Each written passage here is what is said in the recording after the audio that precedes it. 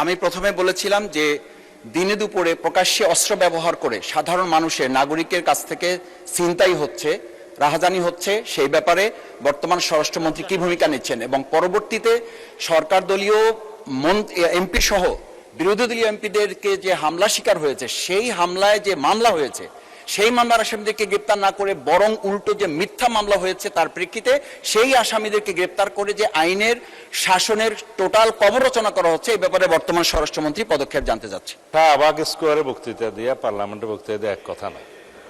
প্রথম কথা হচ্ছে নির্ধারিত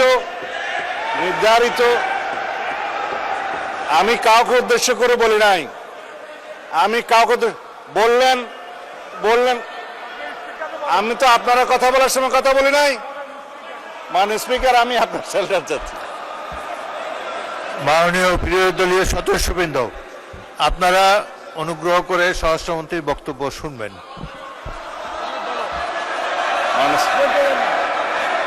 ইয়েস, আই উইথড্র। ঠিক আছে,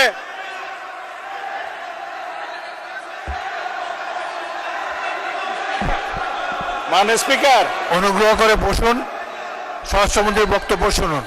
মাননীয় স্পিকার,